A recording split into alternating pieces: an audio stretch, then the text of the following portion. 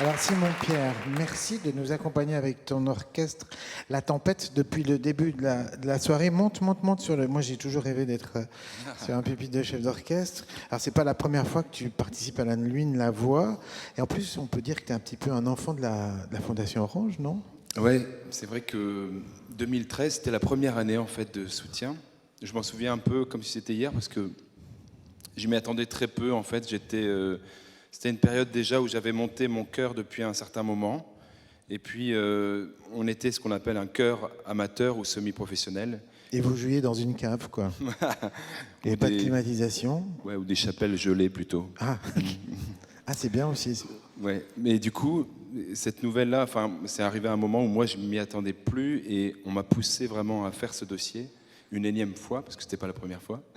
Et ça a vraiment changé la vie de l'ensemble. En fait, grâce à ça, on s'est professionnalisé. Il y a eu un statut immédiatement qui a pu indemniser et payer les musiciens petit à petit pour arriver à ce qu'on est aujourd'hui. Et alors ton ensemble, il y a des musiciens un petit peu qui sortent du lot, t'as des instruments bizarres, tu as même un doudou carménien, et là tu as un accordéon, c'est génial. Bah ouais. Raconte, c'est toi qui as voulu en fait, changer la couleur un petit peu des orchestres?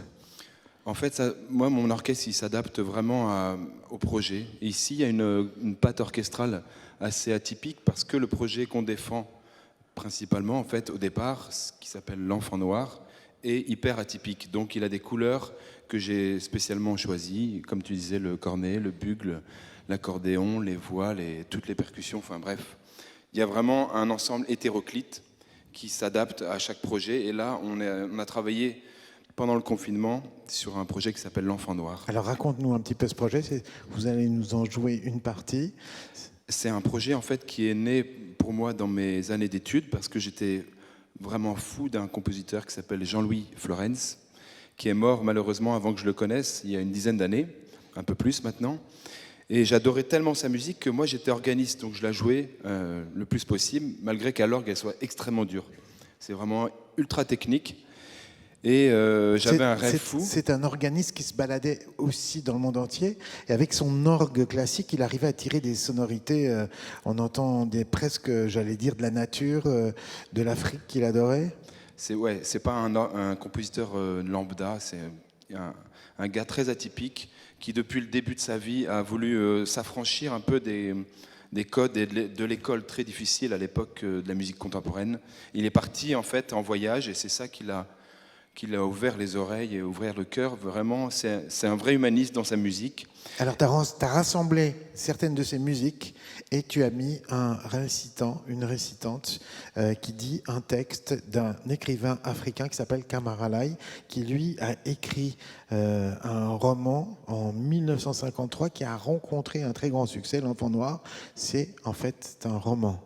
C'est ça. L'Enfant Noir, en fait, c'est le dernier projet de Jean-Louis Florence avant de mourir. Il avait l'intention d'écrire tout un corpus sur chaque chapitre du roman. Malheureusement, il n'a pu faire que le prélude, l'intro, c'est ce qu'on va jouer ce soir, qui est uniquement sur un petit poème très court que vous allez entendre chanter par les chanteurs et la maîtrise. Et moi, dans mon spectacle, j'ai, avec ces musiques, avec des musiques additionnelles de Florence, et les musiques d'Alice Sissoko, le frère d'Ablaï, m'a composé un spectacle qui fait que c'est un récit un peu initiatique à la suite de cet enfant. Où on suit son parcours initiatique dans toute sa jeunesse jusqu'à l'âge adulte et le décollage pour la France. Merci de nous offrir un extrait de L'Enfant Noir. Merci Simon-Pierre.